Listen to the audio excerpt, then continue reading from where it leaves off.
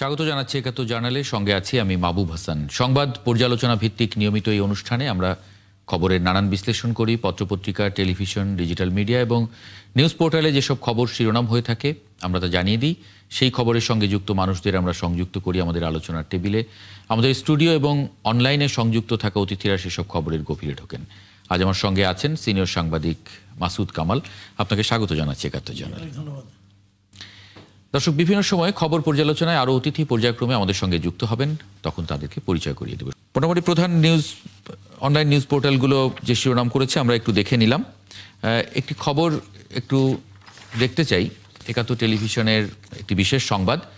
৩১৭টি ভারতীয় সিম ব্যবহার করে আন্তর্জাতিক ট্রাইব্যুনালের চেয়ারম্যান গোলাম মুর্তজা এবং চিফ প্রসিকিউটর সহ ১৭ জন বিচারপতিকে হুমকি দেওয়া হয়েছে। ট্রাইব্যুনালের সহকারী অ্যাটর্নি জেনারেল তানভীর হাসান জোহা জানান, ওই সিম থেকে ফোন দিয়ে বিচারপতিদের হত্যা, দেশজুড়ে নাশকতা এবং রাজনৈতিক অস্থিরতা সৃষ্টির হুমকি দেওয়া হয়। এই ঘটনায় একজনকে আটক করেছে পুলিশ। তানভীর হাসান জোহাকেও যদি একটু যুক্ত করে নেই, এবং একই সঙ্গে মাসুদ কামাল আপনার মন্তব্য একটু আশা করছি। জি, না আমি আসলে তানভীর হাসান জোহা সাহেবের কাছে একটু শুনতে চাই, দেখি ওনার কাছ থেকে আরেকটু শুনি। জি, তারপরে একটু ক্লিয়ার হতে চাবো। জি, তানভীর হাসান জোহা, একই সঙ্গে আমরা অ্যাডভোকেট রুহুল কুদ্দুস তালুকদার দুলুকেও একটু যুক্ত করে নিয়েছি। মানে এই যন্ত্র কি আসলে রেয়ার, যেটা আপনারা জব্দ করলেন, এবং এটা কোথা থেকে এসেছে? আচ্ছা জি, ধন্যবাদ। আপনাদেরকে যথার্থ বলতে চাই যে সামাজিক মাধ্যমে রায় প্রকাশের আগের দিন হতে আমাদের সমস্ত প্রসিকিউটর এবং আমাদের বিচারক মেম্বার 1, মেম্বার 2 এবং ট্রাইব্যুনালের চেয়ারম্যানের ছবি সম্বলিত সকল ব্যক্তিগত ফোন নাম্বার এবং বাসার ঠিকানাটা প্রকাশ করে দেওয়া হয়। প্রকাশ করার পর থেকেই আমাদের নাম্বারগুলোতে বিভিন্ন রকমের দেশ বিদেশ মুঠোফোন থেকে ফোন আসতে থাকে। তো আমি পরবর্তীতে শুনলাম যে আমাদের ট্রাইব্যুনালের বিচারক, আমাদের মুর্তজা স্যার, চেয়ারম্যান স্যার, এবং পাশাপাশি আমাদের অতিরিক্ত অ্যাটর্নি জেনারেল, চিফ প্রসিকিউটর সহ আমাদের সামনে যারা আসলে মিডিয়াতে খুব সোচ্চার এমন 2-1 জন প্রসিকিউটর, আমি নাম বলছি না, তাদেরকে হুমকি প্রদান করে এবং সারা রাত ধরে তাদেরকে টেলিফোন করা হয় বিভিন্ন নাম্বার থেকে।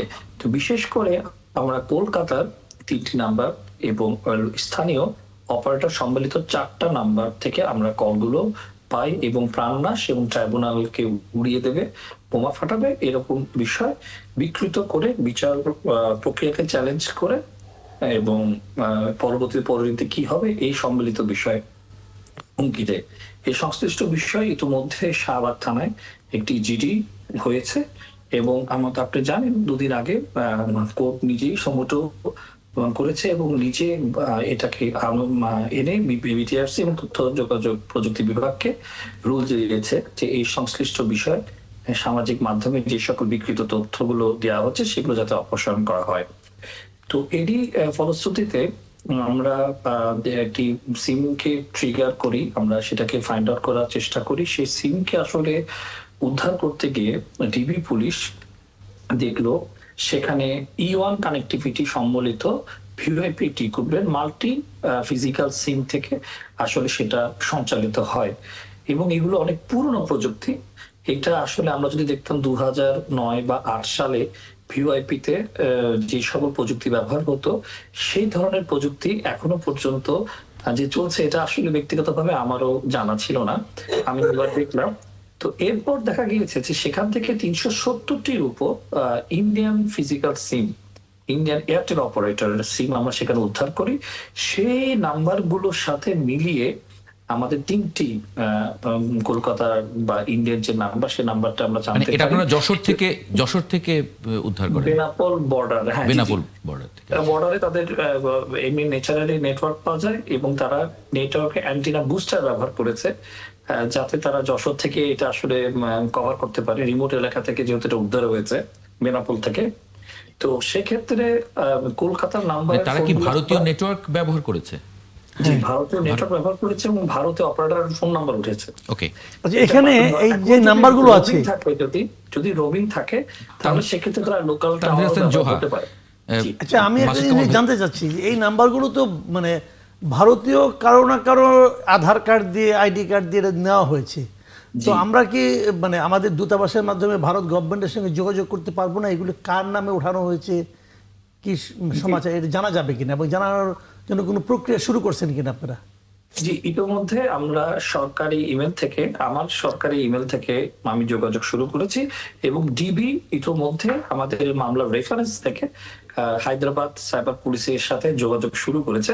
তবে প্রাথমিকভাবে তারা যেটা বললো, এটা হচ্ছে ট্যুরিস্ট সিম, অর্থাৎ মানে ট্যুরিস্টরা যখন পাসপোর্টটাকে দিয়ে সাময়িক সময়ের জন্য যে সিমটা নেই, সেই সিমটাই আসলে ওরা পরে ডিঅ্যাক্টিভেটেড হয়নি, ইন আছে, এরকম কিছু সিরিয়াল পাওয়া গিয়েছে। কিছু আছে, আপনি সঠিক বলেছেন, যথাযথই বলেছেন, সেটা হচ্ছে আধার কার্ডের। তাহলে পাসপোর্ট হলে তো সেই পাসপোর্ট তো তাহলে সেই পাসপোর্ট ধরে তো জানা যাবে, ওখানে তো তথ্য পাওয়াই যাবে। জি জি, আমরা সেই আশাটা করছি এবং ঘটনাটা খুব রিসেন্ট হয়েছে।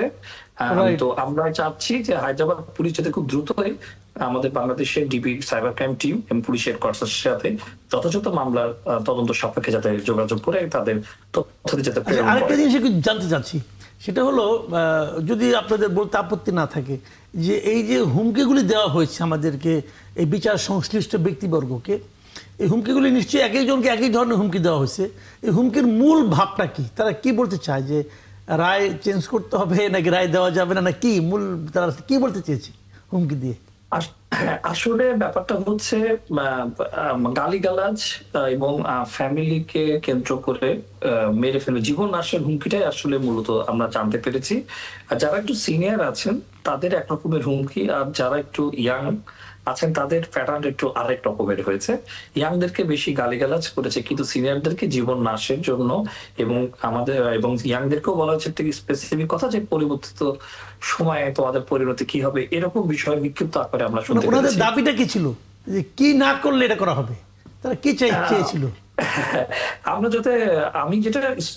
আমি যেটা মনে হচ্ছে, আমার দুজন প্রসিকিউটরের সাথে কথা হয়েছে, তাদেরকে বলা হয়েছে যাতে রায়ের দিন তারা উপস্থিত না থাকে এবং বাংলাদেশ শাটডাউন, লকডাউন হয়ে যাবে, আমরা যেন সবাই যার যার জায়গা থেকে মানে নীরবতা থাকি, এরকম একটি বিষয়। তবে অনেকের কাছে ভিন্ন অর্থে আছে, যেমন আমাদের ট্রাইব্যুনালের যিনি চেয়ারম্যান স্যার, তাকে হয়তো ভিন্ন অর্থে বলেছেন, তার বিষয়টা জিডি হয়েছে আলাদাভাবে, আমি সেই বিষয় সম্বন্ধে জানি না। তবে আমাদের আমার সমসাময়িক যারা প্রসিকিউটর, তাদের কাছ থেকে যেটুকু জানতে পেরেছি সেই এক্সপিরিয়েন্সটা একটু শেয়ার করলাম। আচ্ছা, যাকে আটক করা হচ্ছে মানে উনার পরিচয় কি আসলে? উনার কোনো রাজনৈতিক পরিচয় আছে কি, বা একই সঙ্গে উনি তো নিশ্চয়ই প্রাথমিক জিজ্ঞাসাবাদে কিছু না কিছু বলেছেন, মানে সেগুলো কি মানে বলার মতো কিছু আছে কিনা, মানে যেটা যদি কোনো দেখেন, এই সংশ্লিষ্ট বিষয়ে দুজন ইতোমধ্যে গ্রেফতার হয়েছে।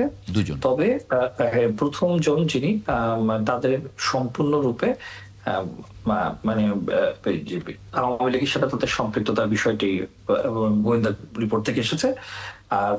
এখন যেটা আমরা মূলত যেটা নিয়ে কাজ করছি, তারা যে সিম গুলো দিত আসলে বিভিন্ন ম্যাচে তারা সাপ্লাই করতো এবং প্রোপাগান্ডা, চাঁদাবাজির জন্য আসলে এই সিম গুলো ব্যবহৃত হতো বলে আমরা যেটা আসলে অনুমান করছি।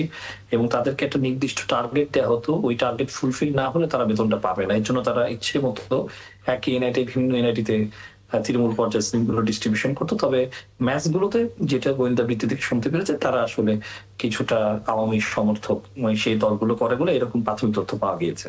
জি, মাসুদ কামাল ভাই। না, শুনলাম, এটা আসলে আমার কাছে যেটা মনে হয়েছে, সত্যি কথা বলতে গিয়ে এটা খুবই কাঁচা কাজ, খুবই কাঁচা কাজ। তো এভাবে কি হয়? এভাবে তো হয় না। কিন্তু ঘটনাটা ঘটেছে তার একদম জলজন্ত প্রমাণ তো দেখলাম, সিমগুলো আছে, সবগুলি দেখা গেলো। তা যারা করেছেন এটা মানে আমি এটা মানে এটার কোনো আমি কোনো মানে দেখি না, প্রভাব পড়ার কোনো কথা নাই, কোনো কারণও নাই। আপনি চোরাগুপ্তাভাবে ধমক দিলেন, তাতে কী হবে? তো তারা করছে অথবা যারা আমাদের এখান থেকে পালিয়ে গেছে তারাই কেউ করাচ্ছে কিনা দেখেন, তাদের তো টাকা পয়সার অভাব নাই, তারাও করাতে পারে, আমি জানি না। তবে এটাতে এই ধরনের কাজে, এই ধরনের হুমকি ধামকিতে ভাই এটা হয় না, কিছু কাজ হওয়ার কথা না। তারা যা চায় তা কখনো বাস্তবায়ন হওয়া সম্ভব না, আমি মনে করি। অ্যাডভোকেট রুহুল কুদ্দুস তালুকদার দুলু মন্তব্য করবেন প্রসঙ্গে। ধন্যবাদ আপনাদেরকে, এখানে যারা আছেন, বিশেষ করে আমাদের তানভীর হাসান জোয়া সাহেব, আমাদের কামাল ভাইয়া আলোচনা শুনলাম। আমি আপনার মাধ্যমে ৭১ দর্শকদের ধন্যবাদ জানাচ্ছি। আসলে যেটা আমরা শুনলাম আর কি, আসলে আপনারা তো জানেন যে এই রায়ের আগের থেকেই তো একটা প্যানিক সৃষ্টি করার চেষ্টা করা হয়েছে। আপনারা জানেন যে রায়ের আগে এবং পরে এই ককটেল ফোটানো, আতঙ্ক করা, গাড়িতে আগুন দেওয়া, বিভিন্ন স্থাপনায় বোমা মারা, ককটেল মারা, যেটা তারই অংশ, যেটা আমাদের তানভীর হাসান সাহেব, জোয়ার সাহেব যেটা বললেন, যে তারা হয়তো ভেবেছে যে এই ধরনের হুমকি ধামকি বা ভয়ভীতি দেখিয়ে রায়টাকে বন্ধ করা যায় কিনা। তো আসলে সত্যি কথা আমি যেটা মনে করি যে অনেকেই বলেন যে আওয়ামী লীগ একটা কি বলে ক্ষমতার বাইরে গেলে ওরা একটা কি বাঘ। আমি আপনার মাধ্যমে একটা জিনিস মনে করে দিতে চাই, এখানে আপনাদের আলোচক আছে। 2001 থেকে 6 সাল পর্যন্ত আমরা ক্ষমতায় ছিলাম, তখন আওয়ামী লীগ বিরোধী দলে ছিল। আমরা তখনও দেখেছি যে 2001 থেকে 6 সাল পর্যন্ত তারা মিছিল, মিটিং, সমাবেশ, হাঙ্গি যাই করুক না কেন, অনেক কিছু করেছে। কিন্তু ওই যে বিরোধী দল হিসাবে এই যে একটা মার্কেটে একটা আলোচনা আছে, মানে আওয়ামী লীগ বিরোধী দলে একটা শক্তিশালী বা কি সব দেশের জনগণ তাদের সাথে আছে, এই যে এস্টাবলিশ করার চেষ্টা করেছে। আপনাদের একটা কথা মনে করে দিতে চাই, 2001 থেকে 6 সাল পর্যন্ত তারা তেমন কিছু করতে পারেনি। এই আলোচনাটা আমরা একটু কন্টিনিউ করব, একটা বিরতি নিয়ে ফিরছি, একটা বিরতি নিয়ে ফিরি। দর্শক, একটা ছোট্ট বিরতি নিচ্ছে ৭১ জার্নালে, সঙ্গে থাকবেন আশা করি। বিরতির পর আরেকবার স্বাগত জানাচ্ছি ৭১ জার্নালে। আমরা যে আলোচনায় ছিলাম সেই আলোচনা যদি আরেকটু কন্টিনিউ করি, এই আরও দুটি খবর একটু দেখে নেই। হাসিনাকে ফেরত চেয়ে বাংলাদেশের দেওয়া চিঠি পরীক্ষা করে দেখছে ভারত, রণধীর জয়সওয়াল।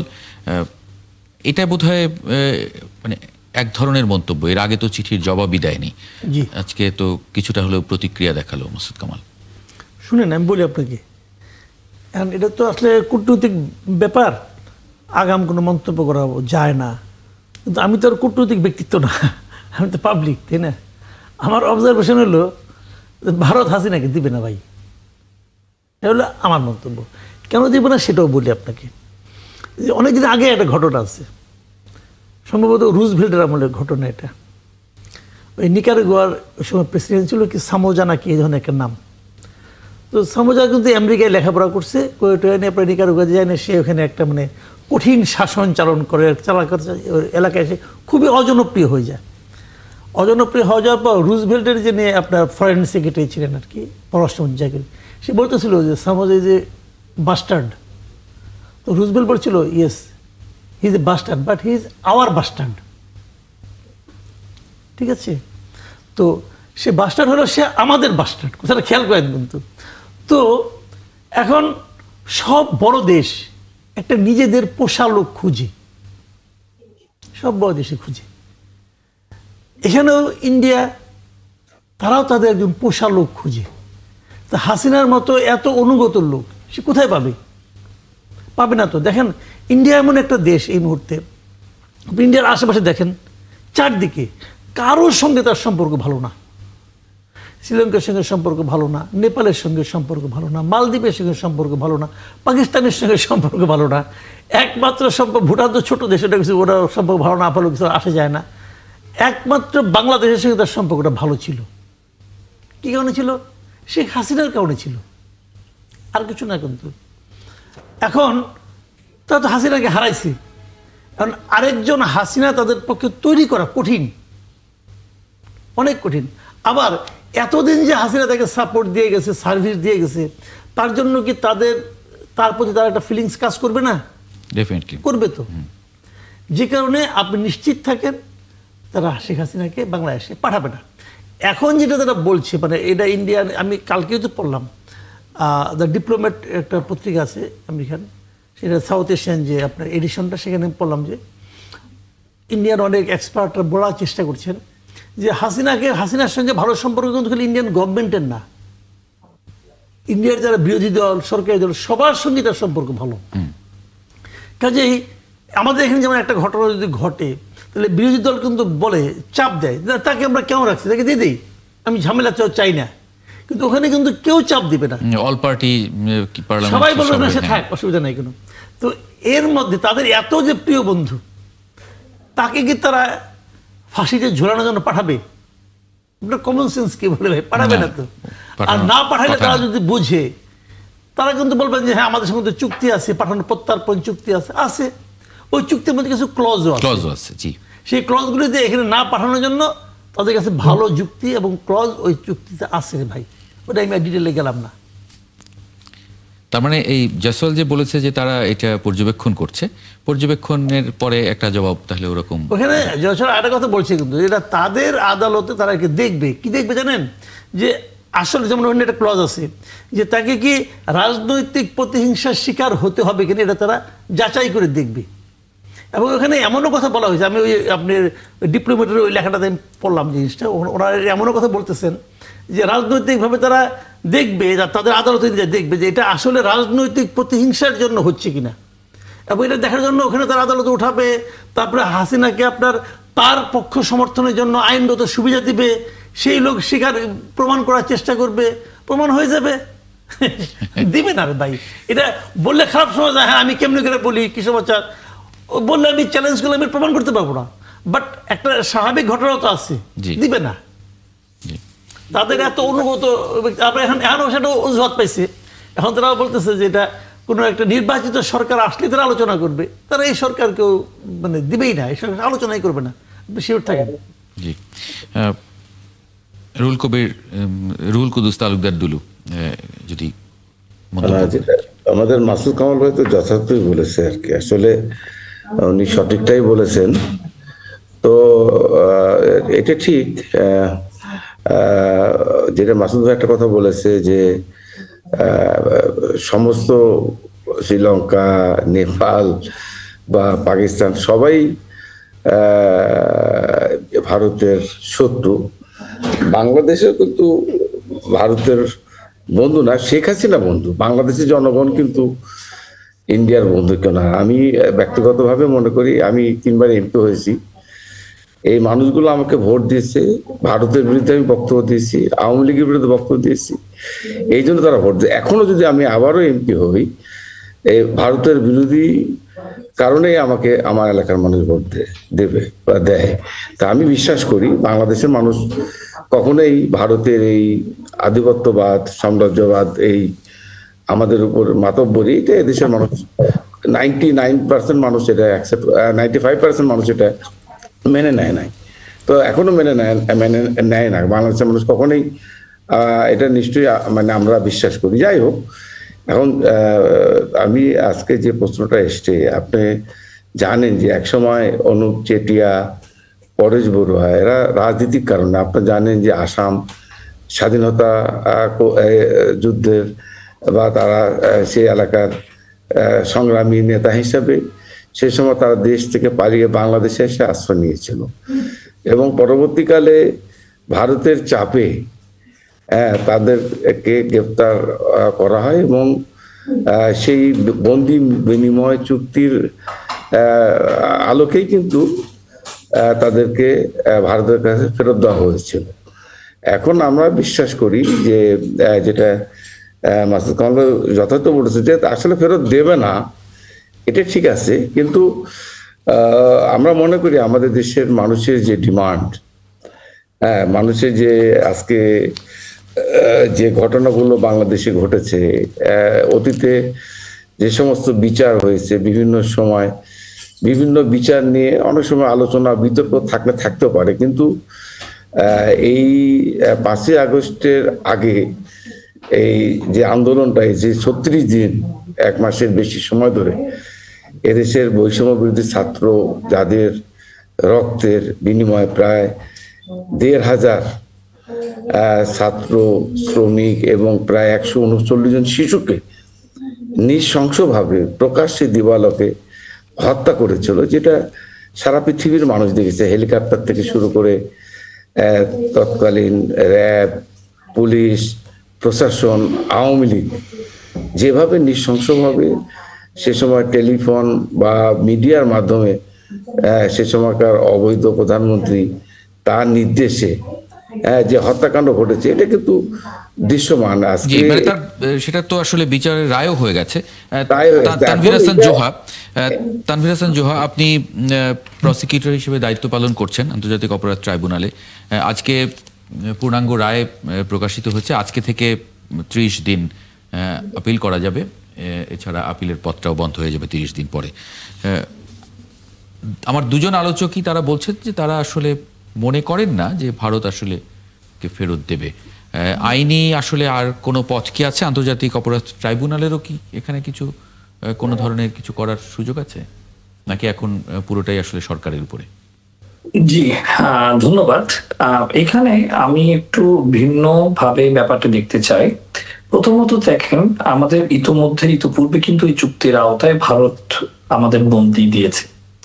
তো যে আইনে আমরা বিচারটা হয়েছিল, যে আইনকে সম্পর্ক করে 40 বছরের পুরনো এভিডেন্সকে অ্যাকসেপ্ট করে আমাদের যে ট্রায়ালটা হয়েছে 24 সালের যে ঘটনা, আমি বলতে চাই এটা অনেক ট্রান্সপারেন্ট, অনেক ইকুইট, অনেক ডিজিটাল এভিডেন্স। এটা শুধুমাত্র বাংলাদেশ নয়, আমাদের চিফ প্রসিকিউটর স্যার বলেছেন বিশ্বের যে কোনো দেশে আমরা প্রস্তুত আমাদের এই এভিডেন্স গুলো ক্রস এক্সামিন হোক, এবং এটা একটা অকাট্য একটি প্রমাণ। তো সেক্ষেত্রে আমার কাছে মনে হচ্ছে যে ব্যাপারটি আসলে যেন তেন ভাবে রাজনৈতিক বিবেচনা করে এতগুলো এভিডেন্স, এবং যেখানে ইউএন এর রিপোর্ট আছে এবং অনেকেই অবজারভেশন দিয়েছে আমাদের এই ভার্ডিক্টটা নিয়ে, তো সেক্ষেত্রে গতানুগতিক পন্থায় রাজনৈতিক বিষয়টা ব্যাখ্যা দিয়ে কতটা বাস্তবিক অর্থে এটা দৃশ্যমান হবে সেটা আসলে সময়ই বলে দেবে। এছাড়াও মাসুদ কামাল ভাই যে আশঙ্কা করছিলেন যে যেটা এটা যদি আইনি প্রক্রিয়ায় ভারতে একটা আইনি প্রক্রিয়া হয়, সেখানে যদি এটা রাজনৈতিক বিবেচনা কিনা সেটা যদি ট্রায়ালের কোনো ধরনের, সেখানে নিশ্চয়ই একটা ট্রায়ালের ব্যবস্থাও থাকবে। সেখানে কি আপনাদের পক্ষভুক্ত হওয়ার কোনো মানে সুযোগ, ইচ্ছা এগুলি আছে কিনা? এটা আসলে একান্তই আমাদের আইন উপদেষ্টা এবং আইন মন্ত্রণালয়ের ব্যাপার, রাষ্ট্রের একটা বিষয়। আমরা কোন কূটনৈতিক ইস্যুতে আমরা যাব। তবে আসলে আমি এটা বলতেই চাই, এবং গত অনুষ্ঠানে একটি বিষয় বলেছি, ভারত উত্তর দিচ্ছে না এর মানে এটা না তারা অগ্রাহ্য করছে, তারা সময় নিচ্ছে। এবং আমার বিশ্বাস এটা যদি ভারতের ট্রাইব্যুনালে উঠে এবং তারা যদি আমাদের এই এভিডেন্স গুলো ক্রস এক্সামিন করে, বিশেষ করে ডিজিটাল এভিডেন্স, এবং যে ডিজিটাল এভিডেন্স বেসিসেই আসলে আমাদের যে ইম্পর্টেন্টলি ডেথ সেন্টেন্সেস এর বিষয়গুলো সার্কামস্টেন্সিয়াল হয়েছে, আমার মনে হয়, আমার দৃঢ় বিশ্বাস যথেষ্ট পরিমাণ সাফাই সাক্ষ্য সার্কামস্টেন্সিয়াল এভিডেন্স দিয়ে বিষয়টি হয়তো বা তারা মানে তাদের মতো করে অন্যভাবে নাও হতে পারে, এটা আমরা বিশ্বাস করি। এবং এটা শুধু বিশ্বাস নয়, এটা আমরা আমাদের কোর্টে প্রমাণ করেছি, এবং আমরা এটা বলতে চাই আন্তর্জাতিক যে কোনো কোর্টে এটাই প্রমাণ হবে। মাসুদ কামাল ভাই, আরেকটা খবরে যদি একটু মানে আপনার একটু দৃষ্টি আকর্ষণ করি, যে জাতীয় নির্বাচনে গণতান্ত্রিক সংস্কার জোট নামে একটা জোট হচ্ছে। সেটা এরা বলছে যে মধ্যমপন্থা জোট, সেখানে এনসিপি থাকছে, এবি পার্টি বলা হচ্ছে যে তারাই আসলে মূল স্টেক হোল্ডার, তারাই নেতৃত্ব দিচ্ছে। রাষ্ট্র সংস্কার আন্দোলন, আপ বাংলাদেশ, জেএসডি এবং গণ অধিকার পরিষদের সঙ্গে কথাবার্তা চলছে। এই যে তৃতীয় জোট, বিএনপি এবং ইসলামপন্থী যে দলগুলো জামায়াতের নেতৃত্বে, তার বাইরে এই মানে আপনি আসলে রাজনীতিটা এখন কি দেখেন? ভালো তো, ভালো মানে কি, আমি বলি আপনাকে, সবসময় আমরা চাই যে রাজনীতিতে শক্ত প্রতিদ্বন্দ্বী থাকুক। বিএনপির অবস্থাটা এখানে এমন দাঁড়াইছে, বিএনপি তো আগামী নির্বাচনে যদি ফেব্রুয়ারিতে নির্বাচন হয়, বিএনপি তো এক ধরনের ওয়াকওভার পাওয়ার মতো অবস্থায় কিন্তু আছে, তাই না? মানে আমি তো মনে করি, যেমন ভারতে একটা কথা বলা আছে সর্বভারতীয় দল, ওটাকে বাংলাদেশে আমি বলি যে সারা বাংলাদেশ জুড়ে দল। হ্যাঁ, তো সেটা তো বিএনপি এই মুহূর্তে, আওয়ামী লীগ তো নাই। বাংলাদেশের বাস্তবতাটা এমন, বাংলাদেশে আসলে কিন্তু আওয়ামী লীগ আর বিএনপি এই দুটো হলো মূল দল, আর 3 আর 4 হলো জামাত এবং জাতীয় পার্টি। এটা আমরা সেই মানে আপনার মানে কি বলবো, এরশাদের আমল থেকে দেখে আসতেছি। এই হলো গিয়ে রিয়েলিটি। এরশাদ যখন ক্ষমতায় ছিল তখনও কিন্তু প্রধান দুটো দল হলো আওয়ামী লীগ আর বিএনপি। জামাত আর জাতীয় পার্টি হলো 3 আর 4, কখনো জামাত 3 হয়, কখনো জাতীয় পার্টি 3 হয়। এই বাস্তবতায় এই মুহূর্তে আওয়ামী লীগ নাই, তাহলে এখন মার্কেটে আছে কি? মার্কেটে আসলে বিএনপি, জামাত, জাতীয় পার্টি আছে কি নাই বোঝা যাচ্ছে না, খেয়াল করেন জিনিসটা এখন। তাহলে এখন আমি যদি সর্বদেশে সারা দেশের মধ্যে দল বলছি, বিএনপি একা। আমি কয়েকটা রিজন বলি। এখনো কিন্তু জামাত কিন্তু রিজিওনাল দল হিসেবে কিন্তু আমি অনেক সময় বলি, যেমন ময়মনসিংহ রিজিয়ন, ময়মনসিংহ বিভাগে জামাতের তেমন কোনো অবস্থান নাই রে ভাই। ঢাকা বিভাগে জামাতের তেমন কোনো অবস্থান নাই, এটা কিন্তু রিয়েলিটি। কিন্তু বরিশাল বিভাগেও জামাতের খুব একটা অবস্থান নাই। তো আপনি 3টা বিভাগে তো জামাত নাই বলতে গেলে, তাহলে কি হবে ভাই? তাহলে তো বিএনপি এটা ওয়াকওভার না এক ধরনের, ওয়াকওভার। তখন যদি শক্তিশালী দু একটা দল আসে, ওয়াকওভার পাইলে কিন্তু বিএনপির জন্য লস। মানুষ কখন স্বৈরাচারী হয়ে ওঠে? যখন তার কোনো প্রতিদ্বন্দ্বী থাকে না, মানে ডাইনেও আমি, বায়েও আমি, সামনেও আমি, সব দিকে আমি। তখন একটা আমিত্বের মানে রোগ তাকে পেয়ে বসে, কিন্তু আমি খারাপ করলেও তো আমি, আর তো কেউ নাই। তো এই জায়গাটা কিন্তু বিএনপির জন্য ভালো, একটা শক্ত যদি প্রতিদ্বন্দ্বী আসে। এখন যখন জোট হয় তখন খুশি হই, কিন্তু জোটের যে লোকগুলি, আবার যে দলগুলির নাম দেখি, ওটা দেখে আবার দুঃখ হয়। জোট তো হয়েছে, জোট তো ভাই কিছু হলো না। মনে করেন 5 জন মিলে জোট হয়েছে, এখন কেউ 1 পয়েন্ট, কেউ 2 পয়েন্ট, কেউ আধা পয়েন্ট, এই সব মিলে 5 জনে মিলা হয় আপনার 5.5 পয়েন্ট। আর ওদিকে বিএনপি তো 80-90 নিয়ে বসে রয়েছে। আপনি জোট করছেন ঠিক আছেন, কিন্তু এই জোট কিন্তু ফাইটের জন্য কিছু নাই। তো এটা হলো কি, মানে এখনো পর্যন্ত আমার কাছে মনে হচ্ছে, যদিও জামাত মনে মনে কি জানি হিসাব করে একটা, আমি জানি না, তাদের মধ্যে একটা হিসাব আছে। হিসাবটা কিরকম, আমার সঙ্গে জামাতের যত লোকের আলাপ হয়েছে তাদের অতি আত্মবিশ্বাস, তারা অসাধারণ কিছু একটা দেখাবে। বাট হিসাবের ভিত্তিটা আমি কিন্তু খুঁজে পাই না। আমার বাড়ি তো ময়মনসিংহ ভাই, আমি তো আমার এলাকায় দিয়ে বুঝি। তো জামাতের হিসাবের ভিত্তিটাকে আমি এখনো জানি না, কিন্তু তারা কিন্তু খুব আশাবাদী। না, কিন্তু বিভিন্ন জরিপ যেগুলো হচ্ছে, এই জরিপগুলোতে তো শুনেন, জরিপ হলো একটা অদ্ভুত জিনিস, বুঝছেন? ওই ব্রিটেনের এক ছিল, প্রাইম মিনিস্টার ছিল, সে বলেছিল যে, বাংলায় বলি, মিথ্যা হলো 3 ধরনের। একটা হলো মিথ্যা, একটা হলো সর্বৈব মিথ্যা, আর একটা হলো পরিসংখ্যান। আর ভোটের ক্ষেত্রে একটা মিথ্যা, একটা সর্বৈব মিথ্যা, আর একটা জরিপ। আমি কিন্তু পরিসংখ্যানের ছাত্র। আপনি পরিসংখ্যানের ছাত্র, খুব ভালো। আমি জরিপ হলো ওরকম একটা জিনিস। জরিপটা কে করতেছে? আমি একটা এক্সাম্পল দিয়ে বলি আপনাকে। আমার একটা ইউটিউব চ্যানেল আছে, পিনাকি ভট্টাচার্যের ইউটিউব চ্যানেল আছে। আজকে পিনাকি এবং ইলিয়াস একটা জরিপ দেখ যে কে জিতবে, বিএনপি না আওয়ামী জামাত। পিনাকি এবং ইলিয়াসের চ্যানেলে দেখবেন যে আপনার জামাত জিতে গেছে। ওর ফলোয়ার কিন্তু আমার কয়েক গুণ। আমি দেই, আমার বিএনপি জিতবে। তো এখন আমার চ্যানেলে যে আমি দেই, আমার এখানে প্রায় 30টা মিনিমাম 50,000 ভোট পড়বে। আমার 30-এর কম কোনো ভোট পড়ে না। যদি দুজন মিলে আপনারা করেন, তাহলে এখন যদি 50,000 লোক বলে বিএনপি জিতবে, আর ওদের যদি যায়, ওদের দিব 90,000, 1 লাখ ভোট পড়বে। কিন্তু ওদের ভোট জামাতের জন্য যদি পিনাকি এবং ইলিয়াস মিলে দেয়, এখন ওই জরিপ দেখে কি পাবলিক ভাই ভোট দিব? হিসাবটা আপনাকে বুঝতে হবে ভাই। কাজে ওই জরিপ নিয়ে অত খুশি হওয়ার কিছু নাই, দুঃখিত হওয়ার কিছু নাই। এটা ওটা অ্যামিউজমেন্ট, বুঝেন?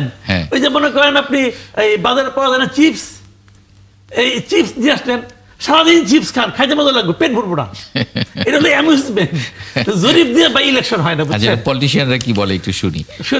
অ্যাডভোকেট রুহুল কুদ্দুস তালুকদার দিল। এই যে ভাইয়ের যে কথাটা বললো, এটা আসলে সত্য কথা। আমি যখন প্রথম 90 ওই সময় এখন এমপি ইলেকশনে করলাম, বয়স কম, তো ওই মানে আমি ইলেকশনে দাঁড়ালাম বয়স কমের কারণে। তো ওই জরিপে মাঝে মধ্যে পত্রিকা আসতো, মাঝে মধ্যে। তখন তো ইত্তেফাক পত্রিকা খুব ফেমাস, নাম্বার 1 ছিল ওই সময়ের কথা বলছে, 90s সময়।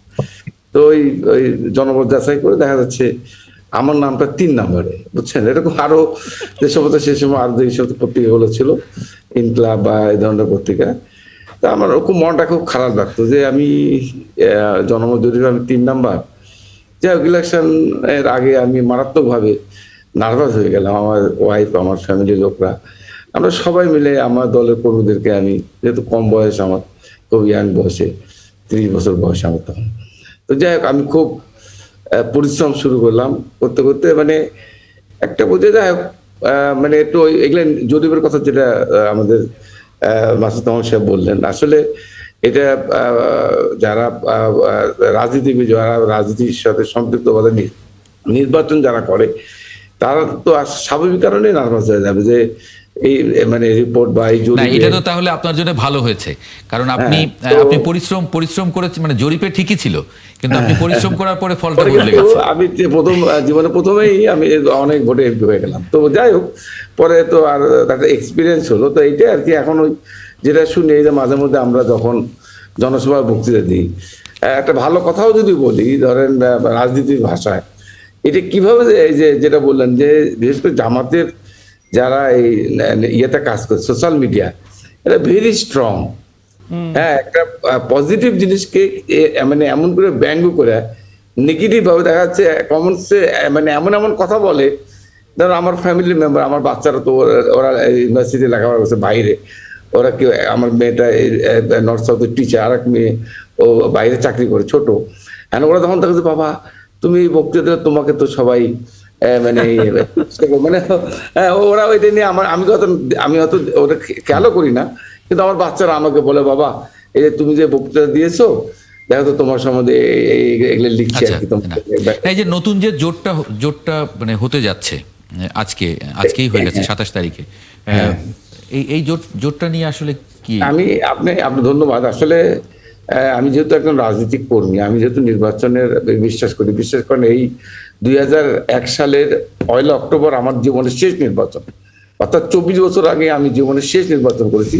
তখন আমার বয়স কত আমি চিন্তা করি না, এখন আমার বয়স 62, তাহলে আমি মানে অর্থাৎ 25 বছর আগে আমার বয়স কত ছিল, ওটা আমার জীবনের শেষ নির্বাচন। অর্থাৎ এই যে 4টা নির্বাচন হলো, আমি কিন্তু কোনো নির্বাচন করতে পারি না। 2008 সালে আমি জেলে ছিলাম, ভোটের অ্যারেস্ট হলাম, 2014 সালে জেলে গেলাম, 2018 সালে জেলে গেলাম, 2024 সালেও আমি জেলে। তো এই যে দীর্ঘ সময় যে এই যে রাজনীতি থেকে আমরা দূরে, অর্থাৎ নির্বাচন করার সুযোগ পাই না। তো আমি বিশ্বাস করি যে এই যে জোটটা, যেহেতু আওয়ামী লীগ নাই এবং এই প্রতিটা নির্বাচনে আমি আওয়ামী লীগকে হারিয়ে আমার এলাকায় আমি এমপি হচ্ছি। আর এবারে ওই যে যেটা মাসুদ কামাল সাহেব বললো যে আসলে মানে এমন একটা পরিস্থিতি যে আসলে প্রতিপক্ষ শক্তিশালী না হলে, যদিও নির্বাচনে মানুষের মধ্যে, ছেলে মেয়ের মধ্যে যে উৎসব, যেটা বাংলাদেশের সংস্কৃতি যেটা আছে, মানুষের মধ্যে কিন্তু মারাত্মক আগ্রহ, যেহেতু দীর্ঘদিন মানুষ ভোট কেন্দ্রে যেতে পারেনি, দিনের ভোট রাত্রে হয়ে গেছে, মানুষের মধ্যে মারাত্মক আগ্রহ আছে। কিন্তু প্রতিযোগিতাটা ইম্পর্টেন্ট, একটা টেনশন, যে মানে এই যে একটা উত্তেজনা, এটা যদি না থাকে তাহলে তো আসলে নির্বাচন, ফুটবল খেলা, আবাহনী মোহামেডান, ফুটবলের দুই পক্ষ, তো একটা উত্তেজনা থাকে। মানে এই যে নতুন যে জোট, সেটাকেও আপনি খুব বেশি আমি মনে করছি যে অবশ্যই জোটটা হলে যে নির্বাচন যেন একটা প্রাণবন্ত শক্তিশালী হয়, এটা আমরা চাই, এবং আর এই জোটটা যেন শক্তিশালী হয়, এটা আমি প্রত্যাশা করি। জি, মাসুদ কামাল ভাই, মানে এই যে জোটে যে দলগুলোর নাম এসেছে, এই দলগুলো কিন্তু বিএনপির সঙ্গেও কথাবার্তা বলছিল, জামাতের সঙ্গেও কথাবার্তা বলছিল। মানে এটা কি এরকমও হতে পারে যে তারা নিজেরা জোট করে তারপরে আসন সমঝোতা, এরা কিন্তু এরকম এ ধরনের আভাসও তারা দিয়ে রেখেছে? হতে পারে, একটা প্রেশারের জন্য হতে পারে। দেখেন হয় কি, যে বিএনপির সঙ্গে আপনি জোট করতে চান, ঠিক আছে না, তাহলে কি করবেন, বিএনপির সঙ্গে আলোচনা করবেন। আর আলোচনা করলে পরে ওই যে কার্ড খেলার মতো আর কি, যখন আপনি প্লেইং কার্ড যখন আপনি খেলেন, তখন কিন্তু আপনি যখন আলোচনাটা করবেন, আপনার হাতে কি কার্ড আছে, আপনি তো আলোচনা করার জন্য একটা কিছু তো থাকতে হবে। আপনি যে বার্গেন করবেন, আপনার কি বার্গেনিং করার মতো আপনার কি পায়ের নিচে মাটি আছে? আপনি বিএনপিকে বলবেন যে ভাই তুমি আমার সঙ্গে জোট করে, বিএনপি বললো তোমার সঙ্গে জোট করলে আমার লাভ কি? এটা বিএনপি জিজ্ঞাসা করবে না লাভটা কি? আপনি কি এমন কিছু দেখাতে পারবেন যে আপনাকে নিলে বিএনপির বিশাল লাভ হবে? অনেক সময় হয় কি, দুইটা প্রতিদ্বন্দ্বী দল খুব ফাইট করতেছে, 1% ভোটে কিন্তু ডিফারেন্স, যেটা আওয়ামী লীগ আর বিএনপির মধ্যে ছিল 1-2% ডিফারেন্স। তখন কিন্তু জাতীয় পার্টি এবং জামাতের খুব দাম ছিল, কারণ উভয় দলই ভাবতো যে আমি আর আওয়ামী লীগ সমান, বিএনপির আওয়ামী লীগ সমান। এখন জাতীয় পার্টি এবং জামাত এর মধ্যে যার 1%ও বেশি, ওটাই আমার জন্য লাভ। কথাটা খেয়াল করেন। তো তখন কিন্তু 1% খুব গুরুত্বপূর্ণ। এখন যেমন ডিফারেন্স হলো আপনার 20%, তখন আপনি 1% ভোট দিয়ে কি করবেন? আপনি বার্গেন কেন করবেন? ধরেন আপনি বার্গেন করলেন না, ঠিক আছে তোমাকে আমি ভালোবাসি, ভালোবাসাতে কোনো লজিক লাগে না, বুঝছেন না? তোমাকে আমি ভালোবাসি বলেছি, অতএব তোমাকে আমি দিতে চাই আসন, দেন। আপনি বিএনপির চেয়ে বড় দলে কিন্তু হাজার রকম সমস্যা। ধরেন আপনি একটা সাইকেল নিয়ে যাবেন, আপনি কিন্তু এমনি এমনি করে সাইকেল নিয়ে আপনি বেরিয়ে গেলেন অল্প রাস্তার মধ্যে, যদি ডাবল ডেকার হয় পারবেন না, পারবেন না। কারণ রাজনীতিতে বিএনপি ডাবল ডেকার, কারণ বিএনপি যদি রাস্তা দিয়ে বেরিয়ে যাবে তার তো স্পেস লাগবে। তার চিন্তার কথা আমি বলি, ধরেন আপনি যেমন উদাহরণ দিয়ে বলি ঢাকা 10, আমি ঢাকা 10-এর ভোটার। এখন ঢাকা 10-এ আসিফ মাহমুদ সজীব ভুঁইয়ার নাম শোনা যাচ্ছে। আর আসিফ মাহমুদ সজীব ভুঁইয়াকে বিএনপি কেন দিবে নমিনেশন? আসিফ সজীব ভুঁইয়াকে দিলে কি বিএনপির ইজ্জত বাড়বে? বরঞ্চ বিএনপির কাঁধে একটা স্ক্যান্ডাল এসে ভর করবে, তারপরে নেওয়া যায় যে সে হয়তো অনেক ভোট পাবে, সে অনেক ভোট পাবে। আচ্ছা, দ্বিতীয় কথা হলো ওইখানে বিএনপির দুটো শক্তিশালী ক্যান্ডিডেট আছে, রবিউল আলম রবি এবং বেশের অসীম। যদি আসিফ মাহমুদকে আমি দেই, দুজনেই তো তার বাচ্চার সমান, তো দিল মনে করেন দিল তারে দিল, ওই দুজনে কি হবে? তাদের যারা কর্মী বাহিনী তারা কি বলবে যে এত বছর ধরে বিএনপির হয়ে জেল খাটলাম, দৌড়ের উপর থাকলাম, নিজের ঘরে থাকতে পারলাম না, নিজের মায়ের জানাজায় হাজির হতে পারলাম না। ভাই 15 বছর বিএনপির উপরে কি গেছে বলেন তো আপনি, কি গেছে? এটা হিসাব করা যায়। আমার সঙ্গে অনেক লোকের দেখা হয়েছে, এই কেরানীগঞ্জের এক ভদ্রলোকের মা মারা গেছে, মা, সে তার মায়ের জানাজায় আসতে পারে নাই, সে বিএনপি করতো, তাও খুব বড় কোনো কমিটির বড় কোনো লিডার না, কিন্তু এই কামরুল ইসলাম আসতে দেয় নাই। তো এইগুলি, এই সমস্ত লোক, সেই লোকগুলি কি বলবে? তার কি বলবে যে আমি এতদিন ধরে পলিটিক্স করলাম, তো এখন আমার অবস্থান কি? আমার ওই যে 2 দিনের বাচ্চা আসিফ মাহমুদের বেশি বেশি যে জিন্দাবাদ বলতে হবে? বলবে? বলবে না। বিএনপি জামাত কিংবা কমিউনিস্ট পার্টির মতো দল না। বিএনপি আওয়ামী লীগ এগুলি বড় পার্টি, এখানে মানুষ অনেক সময় এমনি এমনি আসে।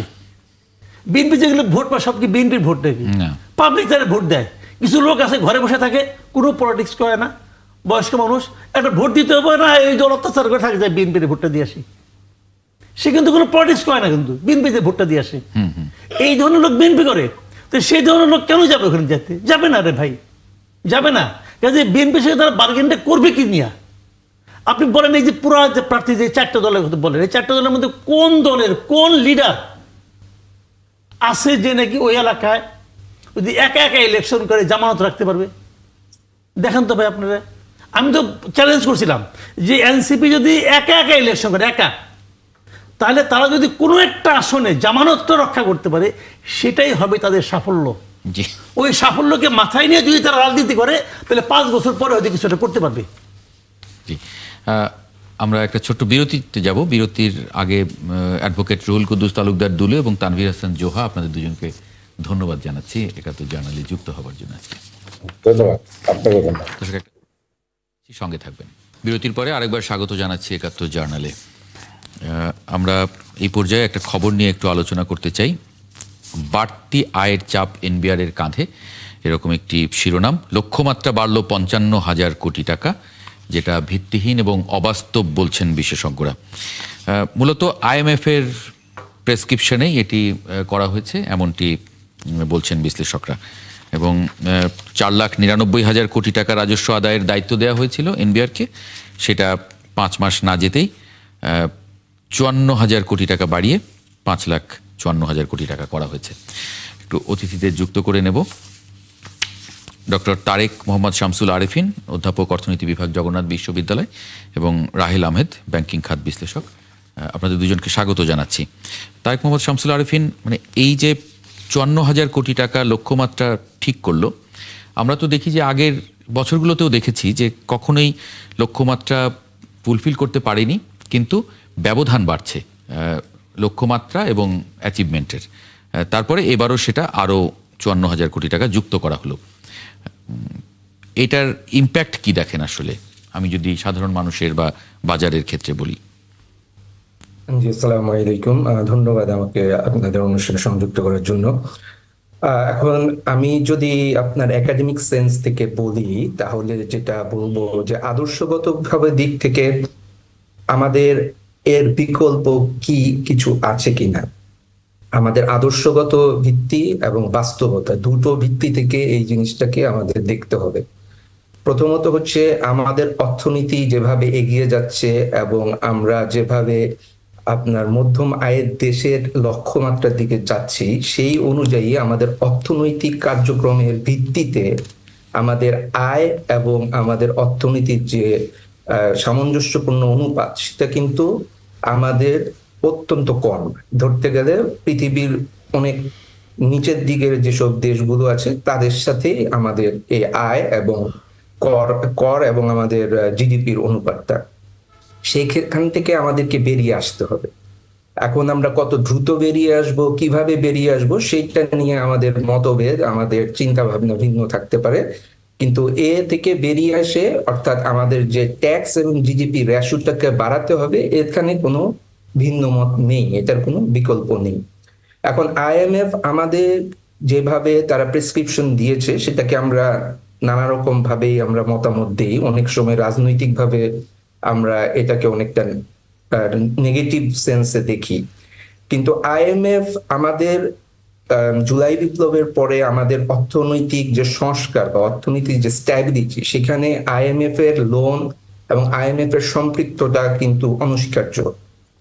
এছাড়া আমাদের পক্ষে অর্থনৈতিক যে শক ছিল বা কিন্তু তারা তো মানে শেষ তথ্য হচ্ছে তারা বলেছে যে নির্বাচিত সরকারের এলে তারপরে তারা ওই মানে কিস্তিটা ছাড় করবে।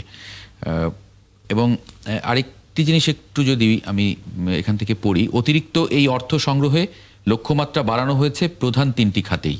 এর মধ্যে আগের চেয়ে সর্বোচ্চ 11.5% বেশি আয়ের লক্ষ্য আমদানি রপ্তানি শুল্ক থেকে।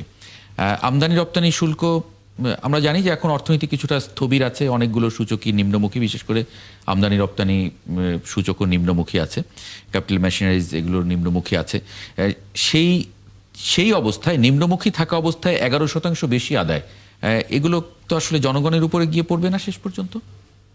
জি, আমি আপনার এই জিনিসটাকে একটু অন্যভাবে একটু ব্যাখ্যা করতে চাই। সেটা হচ্ছে যে আইএমএফ আমাদেরকে যে লোন দিয়েছে, তারা স্বাভাবিকভাবে তারা দেখতে চাবে তাদের লোনটা যেন তারা এখান থেকে ফেরত নিতে পারে। এখন তাদের লোন ফেরত নেওয়ার জন্য সরকারের আয় কোথা থেকে এই লোন তাদেরকে ফেরত দিবে, সেই প্রেক্ষিতে তাদের নিজস্ব কিছু আপনার হোমওয়ার্ক থাকে। তারা জানে যে প্রত্যক্ষ কর যদি তারা বাড়াতে পারে সরকারের, তাহলে সেখান থেকে তাদের লোন ফেরত পাওয়াটা অনেকটা সুনিশ্চিত থাকে। এখন আপনার অন্য যে বিষয়টা আপনি বললেন সেখানে আসি, যে এই যে টার্গেটটা ফিক্স করা হয়েছে, আইএমএফও আমি জানি যে তারাও ভালো করে জানে যে এই টার্গেটটা বাংলাদেশ সরকার, বর্তমান ইন্টারিয়াম সরকার ফিল আপ করতে পারবে না। কিন্তু তারপরও তারা কেন এই টার্গেট নিয়ে কথা বলে? কারণ তাদের একটা লং রান একটা ভিশন থাকে, যে তারা এই টার্গেট অনুযায়ী প্রেস আপ করে যে আপনার সিস্টেমটা, কাঠামোটা যাতে মোর সেই দিকে মুভ করে। এখন সেইটাকে আপনি বলতে পারেন যে ওয়ান সর্টস অফ আপনার রিফর্ম প্রেসার টাইপ থিংস, এগুলো যে তারা আপনাকে একটা কাঠামোগত বলবে। আচ্ছা, মানে লং টার্মে যাতে আমরা এফিসিয়েন্সিটা বাড়াতে পারি। মাসুদ কুমার, এটা অনেকটা ওই মার্কেটিং বসের মতো, একটু বাড়তি করে দিয়ে দেয়া এবং যাতে যতটুকু অ্যাচিভ করতে পারলো বাড়তি, সেটাই আসলে লাভজনক। এটা হয় কি যে কর সম্পর্কে একটা কথা বলা হয় না, যে ছোট মাছগুলি ধরা পড়ে আর বড় মাছগুলি জাল ছিঁড়ে বেরিয়ে যায়, তাই না? এখন আমাদের কর ব্যবস্থাপনা কিন্তু অনেকটা এরকম। আপনি দেখবেন, আমার তো প্রায় আমি দেখতাম কিন্তু এক জর্দা ব্যবসায়ী ব্যক্তিগতভাবে সবচেয়ে বড় করদাতা হয়। ভদ্রলোক মারা গেছেন, মারা যাওয়ার পরে এখন যে কোন ব্যবসায়ী আসবে আমরা জানি না। অথচ আপনার এই যে এত বড় বড় ব্যবসায়ী আছে, এরা সবাই কিন্তু তাদের মানে কর মানে নানা রকম ক্যারিকেচার করে কিন্তু ফাঁকি দিচ্ছে। এটা কি সরকার বুঝে না? সরকার বুঝে না? আমি আপনি সন্দেহ করতে পারি সরকার এত এত লোক আছে, বোঝে না? বোঝে, এবং তারা বোঝে বলেই কর আদায়ের জন্য যারা দায়িত্বপ্রাপ্ত ব্যক্তি, তাদের বাড়ি গাড়ি, ব্যাংক ব্যালেন্স, বিদেশে বাড়ি টাড়ি এগুলো হয়ে যায়। এটা সবাই জানে, যত কর আছে সব এভাবে জানে। ভ্যাট যারা তুলে, ভ্যাট ইন্সপেক্টর যারা আছে, কিভাবে চিনে জানে? আমি একবার, বুঝলেন, ছোট্ট ঘটনা বলে প্রফেসর সাহেব আসেন, ওনার কথা আমি শুনতে চাই, আসলে বেশি বলতে চাই না। আমি একবার আল্লাহ মানে কি মাথার মধ্যে ঢুকাইছিল, একটা রেস্টুরেন্ট ব্যবসার সঙ্গে জড়িত হয়েছিলাম, অনেক আগের কথা, আজকে থেকে ধরেন আপনার প্রায় মানে 20 বছর আগের কথা। ওইখানে যে আমি বুঝছি যে ভ্যাটের কি ক্যারিকেচার। আমি যে প্রথম বললাম আমি কোনো রকম ভ্যাটের যেন চুই টুই না হয়, একটা মেশিন কিনে আনলাম অনেক টাকা টোকা দিয়ে। পরে আমাকে যারা কর্মচারী আসলে বললো যে স্যার এভাবে করলে পরে আপনি জীবনে ব্যবসা করতে পারবেন না। ভ্যাটের লোক এসে বসে থাকে, তাদেরকে টাকা, তারা বলে যে ওই মেশিন যদি থাকে তোমরা তো শেষ করতে পারবো না। তো এই হলো যে বাস্তবতা ভাই, এটা কে না জানে? এটা ওপেন সিক্রেট, সবাই জানে। মানে ওরা বলতেছে ভাই আপনি যে এই লাইনে যতগুলি রেস্টুরেন্ট আছে একমাত্র আপনারা এটা এরকম করেন, আর তো কেউ করে না। আপনি যত টাকা ভ্যাট দেন তার 3 ভাগের 1 ভাগ ভ্যাট আপনাকে দিতে হবে না। আপনি আমাকে যা দিবেন এটা সহ সব মিলে 3 ভাগের 1 ভাগ হবে না। শেষ পর্যন্ত আমি কিন্তু হার মানছি, রিয়েলিটি। কারণ আপনার প্রোডাকশন কস্ট বেড়ে যাচ্ছে না, তো আমার ব্যবসা চলতেছে না, তো খাবারের দাম বেড়ে যাচ্ছে। আমার কাস্টমার বলে এই এত টাকাতে খেলাম, ভ্যাট কেন? ওরা ভ্যাট দিতে চায় না কিন্তু। মানে কি একটা যন্ত্রণা ভাই, এটা কে না জানে? কে না জানে বলেন আপনি? সবাই জানে, ওপেন সিক্রেট, ওপেন সিক্রেট। কেউ কিছু বলে না তো। তো এখন ওইটাই হলো বড় কথা, ছোট মাছগুলো ধরা পড়বে আর বড় মাছ। আমি একটু ওনার কথা শুনতে যাচ্ছি, অধ্যাপক সাহেবের কথা শুনবো, খুব আগ্রহ নিয়ে বসে আছি। জি, অধ্যাপক তারেক মোহাম্মদ শামসুল আরিফিন। জি, আমি যেটা বলছিলাম যে আপনার যেটা প্রথমেই বলেছি যে আইডিয়াল সিচুয়েশন এবং বাস্তবতা, যিনি আমাদের বিজ্ঞ আলোচক বললেন যে বাস্তবতাকে আপনি কিভাবে অ্যাড্রেস করবেন, সেটাই হচ্ছে কোনো একটি দেশের আভ্যন্তরীণ নীতি প্রণয়নের আমি বলবো আর্ট। এখন আমাদের সেই জিনিসটা অত্যন্ত দুর্বল। এটার নানাবিধ কারণ আছে। সরকার আপনি অনেক রিফর্ম আপনি যদি দেখেন যে আমাদের জুলাই পরবর্তী পরে আমরা এনবিআর এর রিফর্ম একটা চেষ্টা করেছিলাম, সেই রিফর্মটা নিয়ে নানা রকম মতামত আছে, এক একজন এক এক রকম মত দিয়েছেন। একটা পর্যায়ে সেটা একটা আন্দোলনের পর্যায়ে গিয়ে কিন্তু রিফর্মটাকে আপনার বাধাগ্রস্ত হয়ে পড়েছিল। আচ্ছা, তার পরবর্তী পর্যায়ে রিফর্মটা কিন্তু আবার রিভাইভ করেছে, কিন্তু রিফর্মটা যেই আপনার স্পিড এবং পেসে ছিল সেটা কিন্তু এখন একদম স্লো হয়ে গেছে। এখন এইভাবে আপনি যদি দেখেন তাহলে পলিটিক্যাল স্ট্রং কমিটমেন্ট ছাড়া আপনার এই ট্যাক্স জিডিপি রেশিও বাড়ানোর বিষয় আইএমএফ বা অন্য যে কোনো জায়গা থেকে যেভাবেই দেওয়া হোক এগুলো বোঝামিল হিসাবেই থেকে যাবে। হ্যাঁ, আরেকটা জায়গায় আপনি বলছিলেন যে পেস বাড়ানোর, পেস এক জায়গায় বেড়েছে। বাংলাদেশের ব্যাংকিং খাত যেন ঋণ খেলাপির এক গভীর খাদে পড়ে গেছে। বাংলাদেশ ব্যাংকের সর্বশেষ ত্রৈমাসিক প্রতিবেদনে দেখা যাচ্ছে চলতি বছরের সেপ্টেম্বর শেষে খেলাপি ঋণের পরিমাণ দাঁড়িয়েছে 6,44,515 কোটি টাকা, যা দেশের ব্যাংকিং ইতিহাসে সর্বোচ্চ। মাত্র এক বছরে এই অঙ্ক বেড়েছে 3,60,000 কোটি টাকা। রাহেল আহমেদ, আমাদের একটু পরিষ্কার করবেন যে এক বছরে 3,60,000 কোটি টাকা খেলাপি ঋণ বেড়ে গেল। ধন্যবাদ আমাকে সংযুক্ত করার জন্য। এটা তো আসলে হওয়ারই ছিল। এটা তো আমরা যদি গত 5-7 বছরের ধারাবাহিক ফলাফল দেখি আর কি, প্রতি কোয়ার্টারলি বা যেভাবে বাংলাদেশ ব্যাংক থেকে দেয়া হচ্ছিল, কোন সময় এটা নিম্নমুখী ছিল না, প্রত্যেক সময় এটা ঊর্ধ্বমুখী ছিল। আমার এখনো পরিষ্কার মনে আছে 2019 সালের শুরুর দিকে নির্বাচন পরবর্তী সরকারের যিনি অর্থমন্ত্রী ছিলেন তদানীন্তন, তিনি বলেছিলেন যে 93,000 বা 94,000 কোটি টাকা তখন মন্দ ঋণ ছিল বাংলাদেশ ব্যাংকের রিপোর্ট। উনি বলেছিলেন যে 1 টাকাও বাড়বে না, এর থেকে শুধু কমবে। আর উনি যখন পদ ছেড়ে চলে গেছেন তখন সেটা আরো প্রায় 40-50,000 কোটি টাকা বেড়েছিল। আর এখন আমরা গত এক বছরে যেটা দেখতে পাচ্ছি, এইটা স্বাভাবিকভাবেই আমরা যেটা জানি আইএমএফ এর কিছুটা প্রেশার তো অবশ্যই আছে, এবং বাংলাদেশ ব্যাংকের যে কাঠামোগত পরিবর্তনের কাজ চলছে বা রিপোর্টিং এর ক্ষেত্রে যে রিফর্মস এর কাজ চলছে, যে কোনো কিছু লুকানো হবে না বা কোনো তথ্যের বিকৃতি হবে না। বাংলাদেশ ব্যাংকের মাননীয় গভর্নর যেটা প্রতিশ্রুতি দিয়েছেন যে সমস্ত তথ্যাদি উপাত্ত যা আছে সবকিছু সঠিকভাবে বলা হবে, এবং ব্যাংকগুলোর উপরে যথেষ্ট পরিমাণ প্রেশার আছে যে কোনো কিছু না লুকানোর জন্য। মানে লুকানো বলতে আমি বুঝাচ্ছি যে একদম প্রপার রিপোর্টিং, যেভাবে আপনার ওভারডিউ অথবা সাবস্ট্যান্ডার্ড অথবা মন্দ ঋণের যে ক্লাসিফিকেশন গুলো আছে সেইভাবে যাতে রিপোর্টিংটা হয়, সেই রিপোর্টিং গুলা এখন সঠিকভাবে হচ্ছে। যারা কার্পেটের নিচে জিনিসপত্র লুকিয়ে রেখেছিল তাদের সবকিছু এখন বাইরে আসছে। এই কারণে তো আমরা বেশ কিছু ব্যাংকেও দেখতে পাচ্ছি যে ব্যাংকগুলোকে এখন এক একটা ব্যাংকের 84, 85, 96% মন্দ ঋণ, এখন সেগুলোকে নিয়েও কাজ চলছে। মানে এগুলো ফেরত আসার সম্ভাবনা কতটা? একটা বিরতি নিয়ে আপনার কাছে একটু ফিরতে চাই, কারণ এই অঙ্কটা অনেক বড়, প্রায় দেশের এক বছরের যে বাজেট সেই বাজেটের কাছাকাছি বা সমপরিমাণ। টোটাল লোন পোর্টফোলিওর 1/3 আমাদের এখন ব্যাংকিং সেক্টরের টোটাল লোন পোর্টফোলিওর 1/3 এরও বেশি। জি, এটা আসলে কতটা বিপজ্জনক সেটাও একটু জানবো। একটা ছোট্ট বিরতি নিয়ে ফিরছি একাত্তর জার্নালের সঙ্গে থাকবে। বিরতির পর আরেকবার স্বাগত জানাচ্ছি একাত্তর জার্নালে। এ পর্যায়ে দেখবো আগামীকাল সকালে যে পত্রিকাগুলো আপনাদের হাতে পৌঁছবে কি শিরোনাম করেছে আজকে। যুগান্তর, নির্বাচিত সরকারের জন্য অশনি সংকেত, লুটপাটে বিধ্বস্ত ব্যাংক খাত। দৈনিক জনকণ্ঠ, বাংলাদেশে নারীরা এখন কোথাও নিরাপদ অনুভব করছেন না, উচ্চ পর্যায়ের জাতীয় সংলাপে দেবপ্রিয়।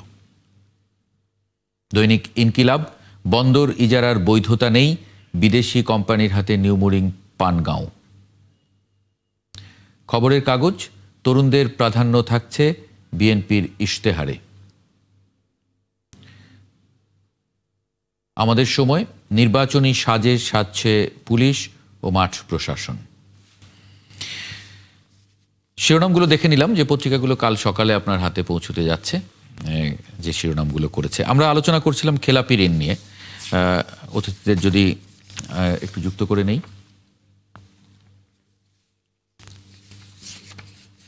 জি, ওনাদেরকে রেখে মাসুদ কামাল ভাই আপনার একটু কমেন্ট আগে একটু জানি, কারণ 6,44,515 কোটি টাকা মানে বাংলাদেশের বাজেট গত বছর বা তার আগের বছর। আমি একটু সংক্ষেপে বলি, আমি আপনার প্রশ্ন বুঝতে পেরেছি। খেলাপি ঋণ বাড়বে এখন, এটা কিন্তু অস্বাভাবিক কিছু না, কারণ এর আগে ব্যবসাগুলি কে করতো? সব বড় বড় ব্যবসা, বড় বড় লোন কে নিছে? আওয়ামী লীগের লোকজন নিছে, এরা সব পলাইছে। তো এরা তো এখন চাইলেও ঋণের কিস্তি দিতে পারবে না, না দিলে সব খেলাপি হয়ে যাবে। কিন্তু খেলাপি ঋণ বাড়া নিয়ে কিন্তু অত বেশি আতঙ্কিত হওয়ার কিছু নাই, মানে এটাই স্বাভাবিক। এখন কোশ্চেনটা হলো সরকার এটা কিভাবে হ্যান্ডেল করবে, সেটা ওনাদের কাছে শুনি। জি, আমি ছোট করে বললাম। কার কাছে? রাহেল আহমেদের কাছে জানি। যেটা বলছেন ওনার সাথে আমি খানিকটা হলেও এগ্রি করি যে এটা তো হওয়ারই কথা ছিল, এটা হবেই। উনি একটা কারণ বলেছেন, সেই কারণটা যেরকম আছে সেরকম পাশাপাশি আরেকটা কারণ হচ্ছে আমি একটু আগে যেটা বলছিলাম যে রিপোর্টিং এর ক্ষেত্রেও আগে অনেক কিছু একটু অন্যভাবে করা হতো, সেটা এখন সঠিকভাবে সঠিক পদ্ধতিতে করা হচ্ছে। বাট এইখানে একটা জিনিস, দুটো জিনিস আমি একটু ছোট্ট করে বলে রাখি যে যে জায়গাটায় ইম্প্যাক্টটা আসবে। একটা হচ্ছে আমাদের ব্যবসায়, আমরা অর্থনীতির স্থবিরতার মধ্যে আছে, আমরা সবাই বলছি। ব্যবসায়ীদের একটা জোরালো দাবি আছে যে কস্ট অফ বড়োয়িং, ওনাদের যেটা লোনের প্রাইসিংটা যাতে কমিয়ে নিয়ে আসা হয়, বিকজ এখন 13, 14, 15% লেভেলে একটা ইন্টারেস্ট রেট আছে। এখন এটা কমিয়ে আনতে গেলে আপনি যখন ব্যাংকের দিকে তাকাবেন, ব্যাংকের যখন বন্ধ ঋণ অনেক বেশি থাকবে তখন তার কিন্তু ওইটার একটা চাপ আছে, এবং ওইটার লোন প্রাইসিং এর ক্ষেত্রে একটা ফ্যাক্টর হিসেবে কাজ করে, বড় রকমের ফ্যাক্টর হিসেবে। তো সেই ক্ষেত্রে এই ঋণের সুদের হার কমিয়ে আনাটা খুবই বড় একটা চ্যালেঞ্জ হবে ওভারঅল ব্যাংকিং সেক্টরের জন্য। সেকেন্ড, আরেকটা জায়গায় যেটা হবে, আমাদের একটা বৈদেশিক বাণিজ্যের ব্যাপার থাকে, এবং বৈদেশিক বাণিজ্যের ক্ষেত্রে বিদেশের যে ব্যাংকগুলো আছে তাদের এলসি কনফার্মেশন থেকে শুরু করে বিভিন্ন রকমের তাদের সঙ্গে আমাদের সম্পর্কের কিছু জায়গা আছে। সেই জায়গাটায় তখন তারা কিন্তু প্রতিনিয়ত আমাদের এই ব্যাংকিং সেক্টরটাকে পর্যবেক্ষণ করছে, এবং ওনারা যখন দেখছেন যে দেশে 61টি ব্যাংকের মধ্যে একটা বড় রকম সংখ্যক ব্যাংক বেশ দুর্বল অবস্থার মধ্যে দিয়ে যাচ্ছে, সামগ্রিকভাবে ব্যাংকিং সেক্টরে 1/3 আপনার নন পারফর্মিং লোন রিপোর্ট হচ্ছে এবং উত্তরোত্তর এটা বৃদ্ধি পাচ্ছে, তখন কিন্তু তাদেরও ওই যে কনফার্মেশন প্রাইসিং, এমনিতেই বাংলাদেশের কনফার্মেশন প্রাইসিং এলসির ক্ষেত্রে সবচেয়ে বেশি এই সাউথ এশিয়া বা এই জোনের মধ্যে। এই ক্ষেত্রে কিন্তু আরো ভবিষ্যতে তাদের যে ঝুঁকি নেয়ার যে জায়গাটা, যে আমি বাংলাদেশের ব্যাংকিং সেক্টরের উপরে কতখানি ঝুঁকি নেব, সেই জায়গাটাতে কিন্তু সেটা সংকুচিত হবে। এমনিতেই আমাদের রাজনৈতিক পরিবর্তনের পরে স্বাভাবিক কারণে, এটা কোনো অস্বাভাবিক কিছু না, পৃথিবীর যে কোনো জায়গায় এটা হয়ে থাকে, এই ধরনের আমরা আমাদের ব্যাংকিং পরিভাষা এটাকে কান্ট্রি লিমিট বলি, সেই জায়গাটা কিন্তু অনেকখানি সংকুচিত হয়েছে গত 5ই আগস্টের পর থেকে। আস্তে আস্তে এটা যখন একটা স্বাভাবিক অবস্থা চলে আসবে তখন গিয়ে সেটা প্রসারিত হওয়ার কথা। কিন্তু ব্যাংকিং সেক্টরে এখন যেই পরিমাণ নন পারফর্মিং লোন দেখা যাচ্ছে, তাদের সেই ব্যাংকগুলো কিন্তু বাংলাদেশের এই ব্যাংকিং সেক্টরের উপরে রিস্ক নেওয়ার ক্ষেত্রে 2বার 3বার করে চিন্তা করবে। যে আগে 100 টাকার ব্যবসা করতো, হয়তো এখন বলবে আমি 30 টাকার ব্যবসা করব। ঠিক। ডক্টর শামসুল আরেফিন, দেশে এখন প্রায় 35% ঋণ নন পারফর্মিং, এটা মানে অর্থনীতির জন্য কতটা সংখ্যা? আমার সহ আলোচক যারা বললেন, আমি মাসুদ কামাল ভাই ওনারটা থেকেই বলতেছি, উনি যেটা স্বাভাবিক বললেন, আমি বলবো যে অ্যাকচুয়ালি এটা কিন্তু একটা পজিটিভ সাইন। তার কারণ হচ্ছে যে আমাদের ইন্টারিয়াম গভর্নমেন্ট আমাদের ফাইন্যান্সিয়াল সেক্টর স্ট্যাবিলিটি নেওয়ার জন্য যে নীতিগুলো নিয়েছে, সেই নীতিগুলো যে কার্যকর হচ্ছে, তার কারণেই কিন্তু আমরা অ্যাকচুয়াল সাইজটা দেখতে পাচ্ছি। অনেকটা আমি যদি উদাহরণ দিয়ে বলি, আপনার জ্বর হয়েছে, আপনি একটা টেম্পারেচার মাপতে পারলেন, কিন্তু আপনি যখন মোর ডায়াগনোসিসে যাবেন, আপনি দেখতে পারলেন যে আপনার একটা ডেঙ্গু বা সামথিং এলস। ঠিক এই যে আপনার আমাদের নন পারফর্মিং লোনের সাইজটা, আকারটা বের হয়ে আসছে, এটা অ্যাকচুয়ালি আমাদেরকে দেখাচ্ছে যে আমাদের ফাইন্যান্সিয়াল সেক্টরের স্ট্যাবিলিটি আনার জন্য আমাদেরকে কি পরিমাণ ডিপলি কাজ করতে হবে। এবং সেই জন্য আমি বলবো যে এটা কিন্তু একটা পজিটিভ সাইন যে আমাদের মনিটরিং, সার্ভিলেন্স, এই দুটো জিনিস খুব ইমপ্রুভ করেছে। এবং এই দুটো জিনিস যখন ইমপ্রুভ করে তখন ডেফিনেটলি আপনি খুব দ্রুতই স্ট্যাবিলিটিতে চলে যাবেন। কিন্তু এখানে একটা বিষয় আমি বলবো যে আমাদের নির্বাচন যেহেতু সামনে আছে, আমি একটা ছোট্ট উদাহরণ দিয়ে বলি। কোনো একটা বড় গ্রুপ আপনার 4-5 বছর আগে তাদের যে মালিক তাকে 121 কোটি টাকার মতো আপনার জরিমানা করা হয়েছিল। তো উনি যেটা দেখলেন যে 121 কোটি টাকা উনি জরিমানা না দিয়ে উনি 1.5 মাস বা 3 মাস যদি জেলখানায় থাকেন তাহলে তিনি ওইটা থেকে বের হয়ে যেতে পারবেন। তিনি কিন্তু ওই জেলখানে যাওয়ার অপশনটা নিয়েছিলেন। সো এরকম যদি আপনার আইনগত জিনিস থাকে, তা এরকম লুপহোল থাকলে আপনি রিকভারি কিভাবে কতদিনে করবেন এটা বলা খুব মুশকিল। নতুন আইন এবং এনফোর্সমেন্ট আপনি জোরালো না করলে এটা রিকভারি করা মুশকিল। আর যেহেতু নির্বাচন সামনে আছে, অনেক জায়গায় আপনি দেখবেন যে অনেকে যদি নির্বাচন না থাকতো আরো দ্রুত হয়তো নিজেরা চেষ্টা করতেন তাদের ব্যবসাকে বাঁচিয়ে রাখার জন্য বা রিস্টার্ট করার জন্য, কিন্তু এইটার জন্য তারা স্টপ হয়ে থাকতেন। মোস্তফা ভাই, এটা যে মন্তব্য করবেন, শেষ মন্তব্য করবেন, অল্প সময় হাতে আছে, শেষ করবেন। না, হাতে আমি আসলে কি, আমি আসলে অর্থনীতি ভালো বুঝি না, তো আপনি লক্ষ্য করবেন আমি কিন্তু এক কথা বলে কিন্তু ওনাদের কাছে ছেড়ে দিচ্ছি, কারণ আমি অর্থনীতি ভালো বুঝি না। যে জিনিসটা ভালো বুঝি না এটা নিয়ে বিশেষজ্ঞ মতামত দেওয়া আমার সাজে না আর কি। আমি খালি এটুকু বলতে চাই যে দেখেন আমরা কিন্তু সরকারের উপর আশা করে আছি, এবং সত্যি কথা বলতে কি এই সরকারের অনেকগুলি জায়গায় তারা ব্যর্থ হয়েছে, কিন্তু যে জায়গাটাতে আমি সাফল্য কিছুটা দেখতে পাই এটা হলো অর্থনীতির খাতে। এই খাতে আমাদের অর্থ উপদেষ্টা যিনি হয়েছেন ওনাকে আমি প্রশংসা করি, পার্সোনালি ওনাকে আমি চিনি, উনি খুব ভদ্রলোক মানুষ। বাংলাদেশ ব্যাংকের যিনি গভর্নর হয়েছেন ওনার সঙ্গে আমার ব্যক্তিগত পর্যায়ে পরিচয় দীর্ঘদিন ধরে আছে, ওনাকে আমি খুব যোগ্য লোক বলে মনে করি। এবং এই সরকারের আমার বিবেচনা এই সরকারের তাবৎ সেক্টরগুলির মধ্যে যেটার মধ্যে সবচেয়ে সাফল্য আসছে তুলনামূলকভাবে সেটা অর্থনৈতিক খাত, যেটা ব্যাংকিং সেক্টরগুলিতে। যোগাযোগ খাতও তারা ভালো করছে, এতে আমার কোনো সন্দেহ নেই, এই দুটাতে তারা ভালো করছে। তো এরা চেষ্টা করতেছে। আমাদের এখান থেকে একদম তো ভঙ্গুর হয়ে গেছিল, ব্যাংক তো কিছু ছিল না রে ভাই। খালি একটা জায়গায় আমি ব্যর্থতা দেখি ব্যাংকিং খাতের মধ্যে, এই যে আমাদের গভর্নর সাহেব হুট করে বলে বসতো না যে কয়েকটা ব্যাংক দুর্বল, এটা বললে পরে ব্যাংক থাকে রে ভাই। আপনি যদি বলেন যে এই ব্যাংকটা দুর্বল, এই 5টা ব্যাংক দুর্বল, তো এই 5টা ব্যাংক আর থাকে তখন।